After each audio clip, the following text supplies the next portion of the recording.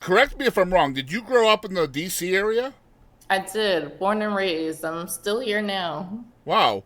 So what was that like kind of growing up in that part of the country? For me, it was just normal. All my family kind of lived together. We kind of did like a generational housing thing. So I stayed in the house with like my grandma, my aunts, all my cousins. So I never had like no people to play with. We were just all together. We even all went to like school together, Yeah. walked to school together, and came home together. And it's really funny because you think I was like when I was little, I was like, oh, I can't wait to like not be around you guys anymore. There's too many of us. I'm tired of like doing Yeah. all the things with you. You're always near me. But now as an adult, you're like, oh, I miss you guys. We're Yeah. all You like hate being alone now separated. though, don't you? Yeah. Yeah. hmm No. See, I'm the opposite. I grew up an only child, so I was always alone. And so then, like, when you get older and you start having kids and having a bigger family, man, it's tough. Like sharing your chips with somebody or, just like little stuff like that you're used to, right? Like you're fighting over those chips with other people.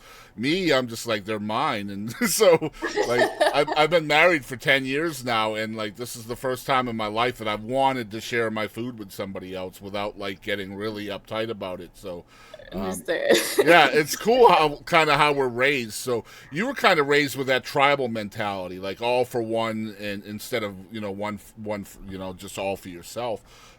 So how's music finding you as a kid? Oh, so I had this on another podcast, but the truth of the matter is like it's all media. And that sounds really funny, but like I was again kind of nerdy, so like I would watch like just it was in anything. If I was playing a video game, if I was playing like SmackDown wrestling is probably a big one. We used Yeah, to watch wrestling a lot with my sure. cousins. So like all of the intro themes, like I remember we used to play like the Batista theme in the basement because one of my cousins plays bass. I used to be on guitar back then. But yeah, I would watch like, I think back then we had Toonami, like anime stuff. So we would like listen to that. And if you listen to a lot of that, there's like Linkin Park in there, Disturbed. There's so many different like medias. But yeah, in which case, that's how I started. And I think I was listening to Good Charlotte in video games at like 8. Yeah. And then that's how I discovered Saliva 2 from the same games. Like I've listened to so many bands. How And many that's influences are you gaining from the other people in your life? Because you talk about being around your family all the time. I imagine you're probably learning of artists and music from them as well, right? probably so, but not really. I think I was probably the black sheep of the family in that case. I was very different than everybody else. I was really totally into a whole different set of things that they really didn't quite understand. But for me, it just resonated like immediately. I was like, this I love. Like if it was, I didn't care if it was like the early 2000s, like emo stuff. If hmm it was like old stuff that I kind of just stumbled upon, like Meshuggah. Like I was like into it. Yeah, Like yeah. yeah, like, That's what's up. So, how are you yeah. finding your voice, right? Because like you're influenced by music, but man, as a fan of yours, you just have fantastic vocals. And Thank you. so I'm curious, like, when are you starting that? When are you like turning from a music fan to more of a musician and a vocalist? I actively avoided that for several years. Really? Probably not until, yeah. Because when I first started, I was a guitar player and I was like, I don't want to sing. I hate singing. But then I kind of ended up at singing when I finally discovered it, probably around like 18 or so. Like I used to sing to myself, but I kind of really discovered that other people thought I could sing around 17, 18. Right. And it quickly outpaced like my guitar skill. And I was like, oh no, I guess I sing now. So it's I just used to, it's just essentially a talent level thing.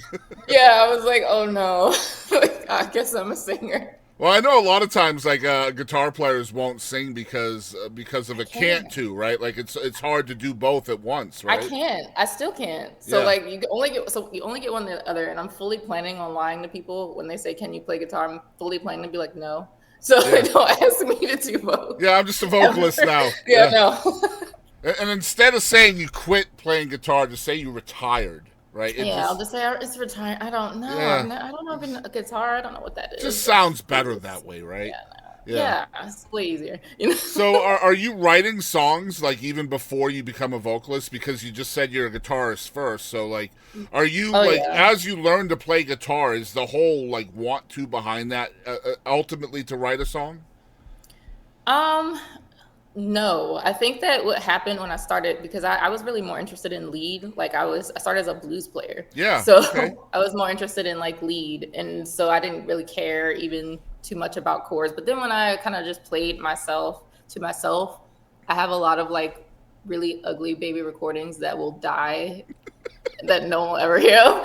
But from when I Come started on. playing So what you guitar. do with those, right? You have to keep them around, and then when you become famous, you leak them to TMZ for millions of dollars. God, no. Jabari has instructions to destroy them upon my head. God, no. No. God, Oh, no. But that's amazing yeah. stuff.